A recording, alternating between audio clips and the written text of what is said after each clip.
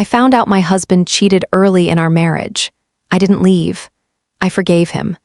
But years later, at the embassy, in front of our children, he finally understood what my forgiveness really cost. 3 months in, that's when I knew, not because he confessed, not because he slipped, because the universe has a way of showing you the truth when you stop romanticizing the noise. It started with the shirt, folded wrong, not how I do it. I always iron the collars down and button the top two before it goes in the drawer.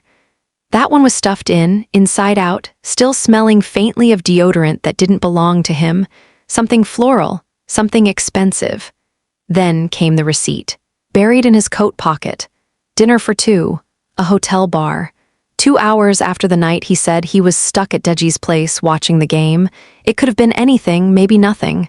But the energy, that's what did it. He came home lighter, more relaxed, like he'd done something reckless and gotten away with it. Like the guilt didn't stick. Like he believed the version of himself he sold in every "I love you" he gave me without blinking. I asked about the receipt. He shrugged. "It's Digi's, we split the bill." I asked about the shirt. He laughed. "Maybe it's yours, you sure you didn't?" I asked about the way he hadn't touched me in a week, the way his phone never left the room anymore, the way he started showering as soon as he got home. He kissed my forehead, said, "You're overthinking again." I wasn't, so I waited. I did something I promised myself I'd never do in marriage. I looked through his phone. I didn't need a password. He'd never changed it. That was part of the performance. Transparency as a prop. The messages were under Diji's name. That's what made it cruel, because it wasn't some stranger, some mistake, some drunken one-night slip. It was his best friend, our best man. The man who toasted us at our wedding, who hugged me after the vows, who helped pick his suit, and the messages weren't even shy. They joked, they reminisced, they planned the next time, no guilt, no caution, like I was the joke. I sat on our bed and read everything twice.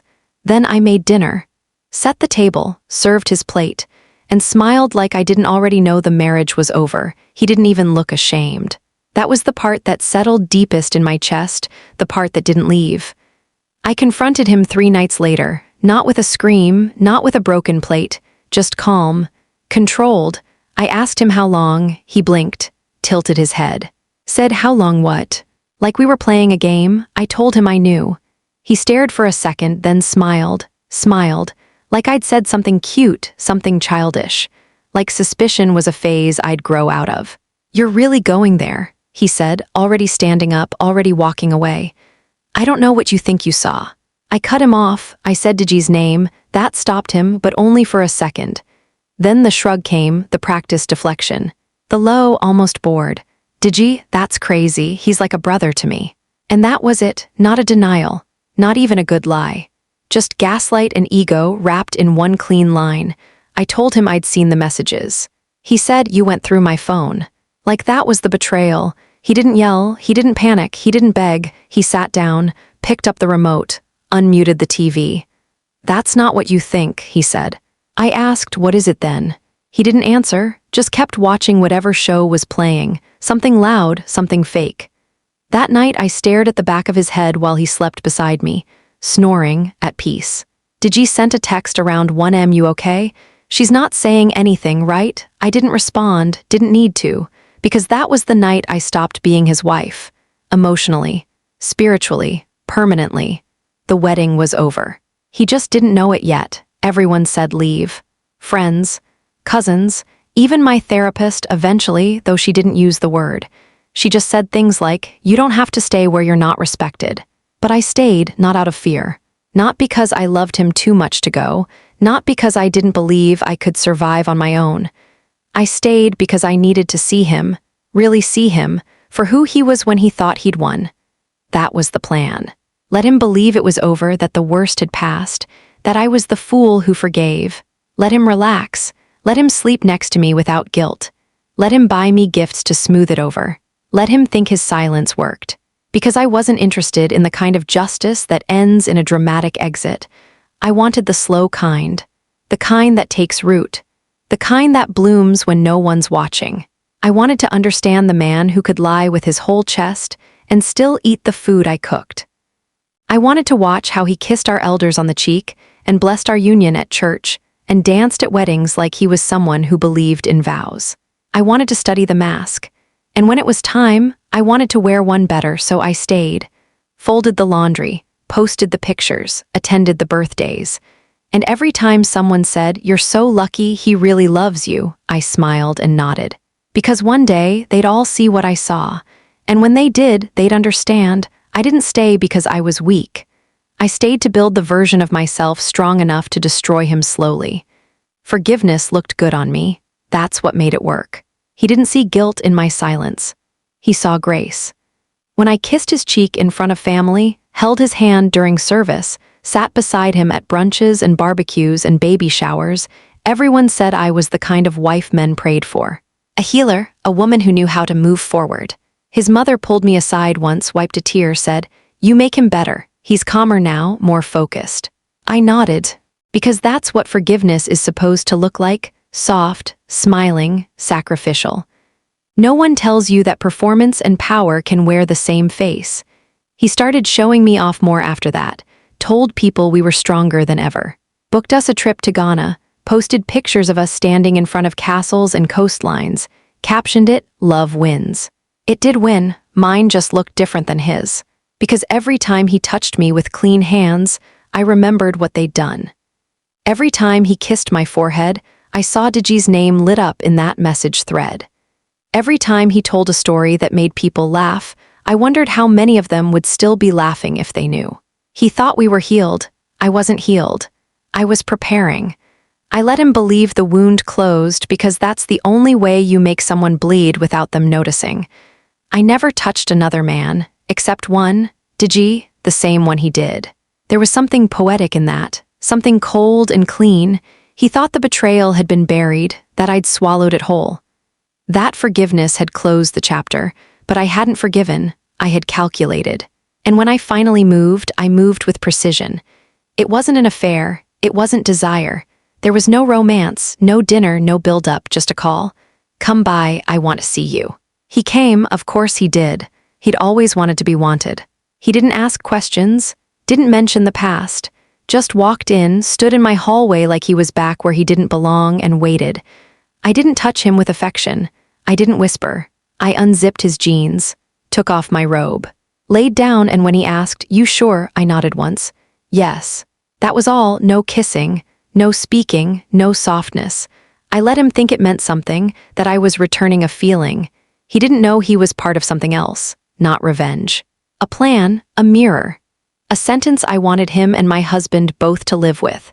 Because if my husband could betray me with someone that close, someone who stood beside us at the altar, someone who handed him the rings, then I would return the favor. Exact, precise, surgical, and I wouldn't blink while doing it. When it was time to have kids, I didn't ask for permission. We'd been trying for almost a year. That's what we told people. Smiled through the questions, took vitamins, logged ovulation apps together like we were in some joint mission toward parenthood. But I already knew the path I'd take, because I didn't want children built on secrets I didn't control. He'd already made me a fool in private. I wouldn't give him the chance to do it again as a father. So I decided, quietly. On the morning I ovulated, I knew exactly where Diji would be. He worked late on Fridays. Took the back entrance at the gym near his condo. Showered after, left around 10.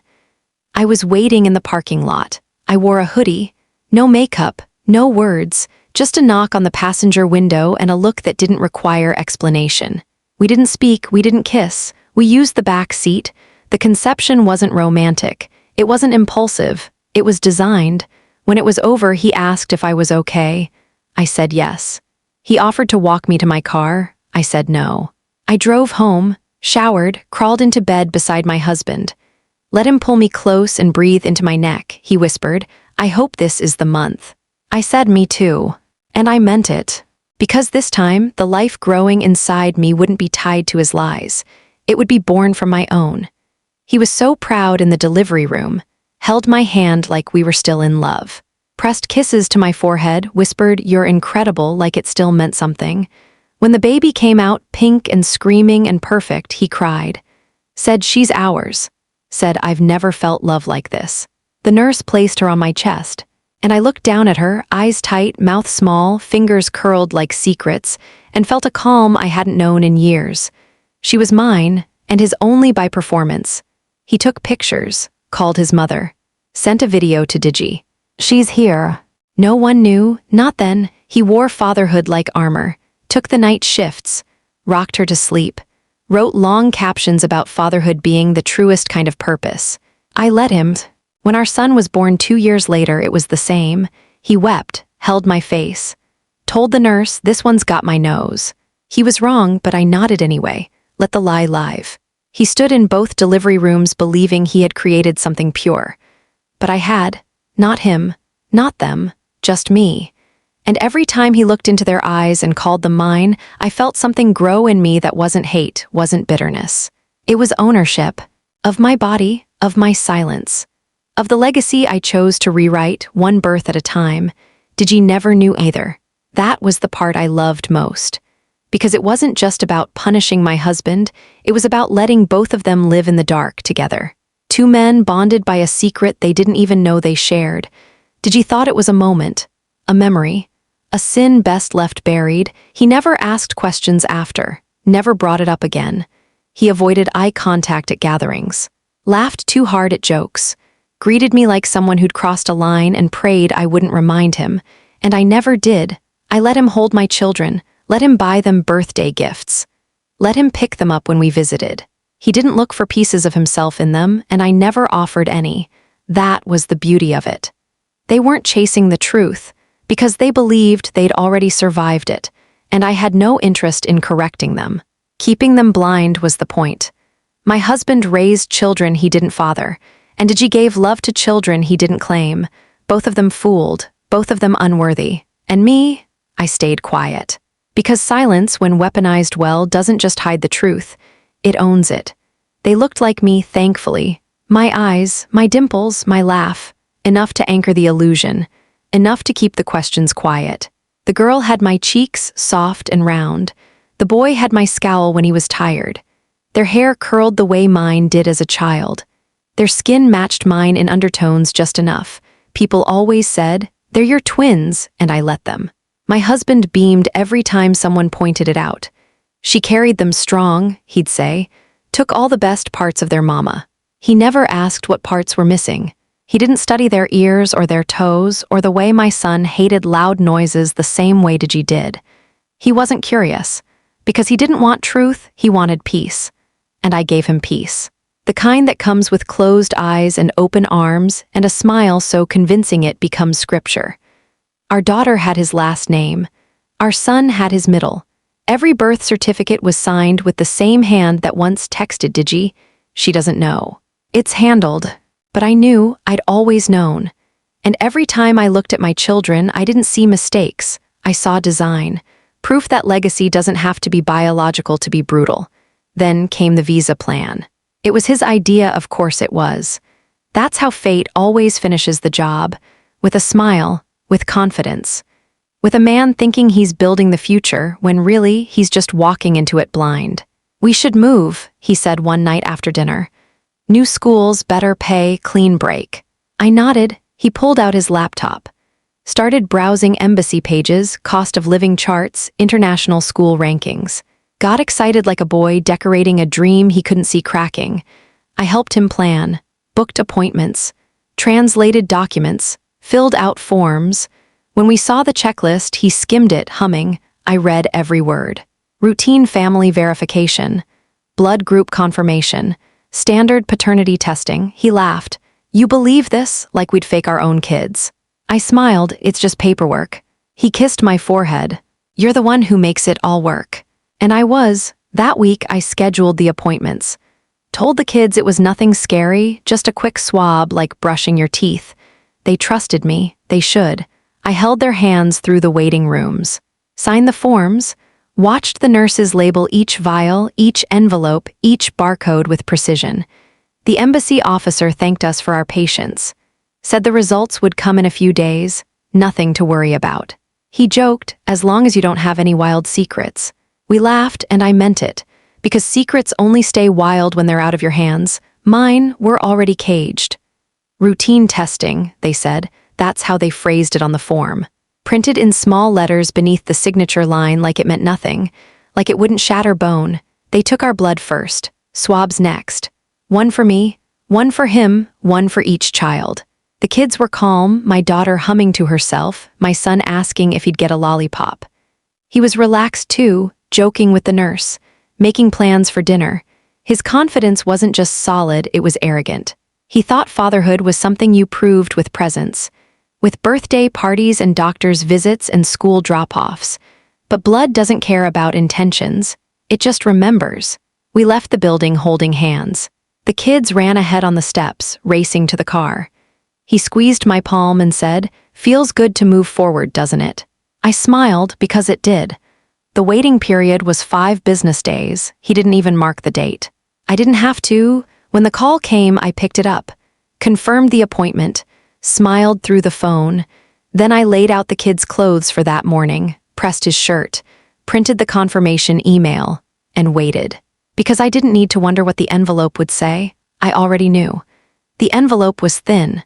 Standard embassy issue, unassuming, sterile, like it carried appointment reminders or visa stamp updates. Nothing that screamed your whole life is about to end. The waiting room was sunlit, quiet. Just us, the kids, and the soft hum of bureaucracy in the background, printers clicking, shoes against tile, someone coughing down the hall.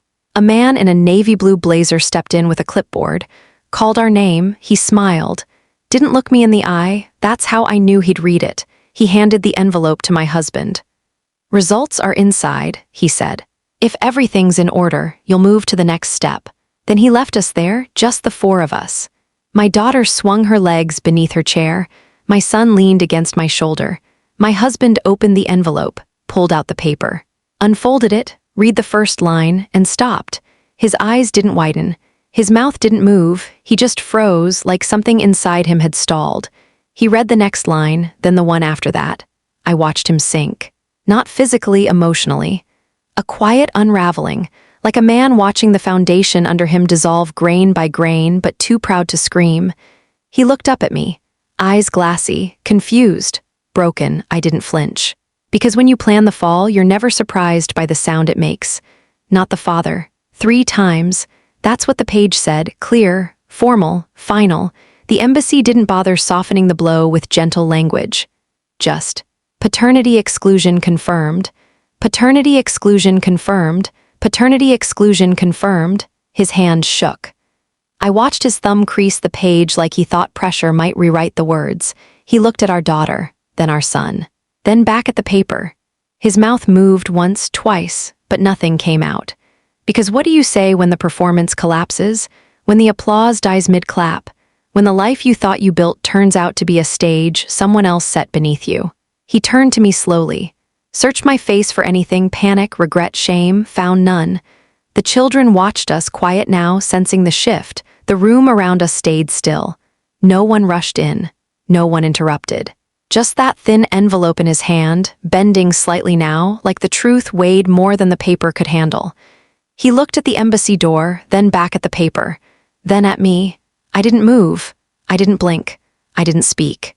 Because the truth didn't need volume. It just needed witnesses. And now he had 3. He looked at me like I was a stranger, not angry, not devastated, just unmade. Like the woman beside him, the one he'd kissed that morning, the one who packed his documents and straightened his collar, had vanished and been replaced with someone he never met. He whispered my name. Soft. Like it might wake me from a trance. I didn't answer. Our daughter tugged at my sleeve. "Mommy, why's Daddy sad?" I didn't answer her either. Because there was nothing to explain, not here, not now. He held the paper tighter, creases deepening. His mouth parted like he was going to say something else, but whatever it was, an accusation, a question, a plea, it died in the back of his throat. His hand hovered like he might reach for me, for the children, for anything that felt real. But what could he hold now? I'd given him years of silence. Years of mornings and meals and shared calendars, years of family, and it was never his. I stood, not abrupt, not dramatic, just enough to say. This moment was over. I reached for the kids. They stood without protest. He didn't stop us, didn't move, didn't speak. He just sat there, envelope open, hands trembling, face blank. And for the first time in our marriage, I saw him clearly. Not as a husband, not as a liar, just a man finally living in the consequences I'd been carrying alone. I didn't say sorry, I said nothing. Because some betrayals don't deserve an apology, they deserve echo. And silence makes the loudest echo of all. He followed us out of the room. Slow, unsteady, like his body was trying to keep pace with a life he no longer recognized. But I didn't look back. Not when the guard opened the embassy doors, not when the heat hit us outside, not when my son reached for my hand and asked if we were going to lunch. I smiled at him. Yes. My husband called my name once, louder this time. Still, I kept walking. The children climbed into the car. I buckled them in, checked the mirrors, turned the key. He stepped toward the window. I rolled it up before he could speak. Not out of cruelty, out of clarity. Because the only thing more violent than vengeance is peace in the face of it. I didn't need to scream. I didn't need to explain. I'd done enough. The silence between us wasn't empty. It was full. Of every birthday I let him host. Every school drop-off I let him claim. Every lullaby sung by a man who didn't know he was singing someone else's song. I pulled away, left him standing there, still holding that paper, still hoping for a voice that would never come. The family found out fast. News like that doesn't trickle, it detonates. His mother called me the next morning, crying so hard I could barely understand her. Something about shame, about betrayal. About how could you? I let her cry, didn't interrupt. When she paused long enough to breathe, I said, "Ask your son why." Then I hung up. My mother didn't say anything. She sat at my kitchen table with her tea, eyes scanning my face like she was reading a book she'd already finished once before. She didn't judge me, didn't praise me either. She just said, "You look lighter." I nodded, Digi disappeared. The moment the truth hit, he vanished, deleted his social media, changed his number, moved out of his place and left no forwarding address. He didn't come to the house, didn't try to see the children, didn't send a single word, because silence works both ways. And he knew whatever I'd done, whatever guilt he thought I might feel, I'd still won. The betrayal came full circle. And when it did, I didn't flinch. I sat in the center of the fallout untouched. Because when you've already lost the illusion of love, what's left to fear? He asked why. Cornered me in the hallway of the house we used to share, voice raw like he hadn't slept, eyes red like grief was still trying to catch up to him. Why did ye? He didn't shout it, he didn't cry. He just asked it like a man trying to rebuild a version of reality that no longer existed. I tilted my head, almost impressed he'd waited this long. And then I laughed, not loud. Sharp, surgical, he flinched like I'd slapped him. I stepped closer, close enough for him to feel every word. Because he meant just as little to me as I did to you. I watched it land, watched his mouth fall open, watched his chest rise like he wanted to say something, anything, that might make it untrue. But he couldn't, because he knew what I had known for years. That the first betrayal wasn't in the sex, or the secrecy, or even the lies. It was in the ease with which he chose himself over me, so I returned the favor. I didn't do it to hurt you, I said. I did it to match you. He stood there, jaw clenched, eyes flickering, but still he said nothing. And I left him in that silence, because pain can speak. But shame has nothing to say. I let him keep the house, for now. Not because I couldn't take it, I could have easily. The deed had both our names, the leverage was mine, legally, morally, completely. But I wanted him to live in it first, to walk the halls with ghosts he helped create, to wake up in the bed where I conceived our children that belonged to another man, to sit at the dinner table and hear echoes of a family that never truly belonged to him. So I left it all. The photos on the wall, the worn spots in the carpet, the dented coffee table where our daughter first took her steps. I let it stay exactly as he remembered it, because memory is a crueler punishment than distance. I took the kids, told him we were staying with my mother for a while. He didn't protest. What could he say? That he wanted to keep pretending? That he deserved a version of us that never existed? Each night, the kids FaceTimed him from a new space. A room not built by his hands. A background that reminded him we were slipping further away. He tried to smile, tried to be the dad he thought he still was, but even through the screen, I could see it in his eyes. He knew the sound of their laughter was no longer his to hold. It belonged to me, to the truth, to the version of peace I'd built without him. I gave him the peace he stole from me, but not all at once. In pieces, measured, precise. With the kind of control he never once showed me when he made me question my worth in silence. Each day after the reveal, I gave a little less. Less eye contact, less conversation, less room to breathe. I answered his calls with short phrases. "They're fine." "No, they're busy. We'll call you next week." I stopped sending pictures. Stopped updating him on milestones. Stopped asking him if he needed anything. Not out of pettiness, out of principle. Because peace isn't the absence of chaos, it's the reclaiming of your time, your story, your name. And mine had been wrapped around his mistakes for far too long, so I unwrapped it, day by day, truth by truth, until the man who used to call me his world became just another number on a phone I didn't need to answer. And when he started to starve, really starve, not from hunger, but from silence, from distance, from the cold realization that no part of me would ever come back, that's when I knew I'd forgiven him. Not with words, not with closure, but with absence. That's how I forgive. No shouting, no scars, just silence forever. I walk the kids to school now. Different streets, different rhythm. Their backpacks bounce behind them, their laughter fills the morning like music I composed alone. We're in a new country, new language, new start, and every step I take here feels lighter, like I'm no longer dragging the weight of a lie too big to carry. The past calls sometimes. Today it buzzes in my pocket. His name lights the screen. The same name that once made my stomach turn, that once made my breath catch, that once made my whole life pause. I let it ring. No anger, no rush of emotion, just a quiet kind of peace. Because forgiveness isn't always reconciliation. Sometimes it's disconnection, not just from the man, but from the version of myself that needed his love to feel complete. The phone stops ringing. I put it back in my bag. My daughter grabs my hand. My son points out a bird in the tree, and I smile fully, deeply, truly. Because this is what I built, not for him, not for revenge, for me, and for them. Thank you for watching. Please do not forget to like, comment, share, and subscribe. I love you all.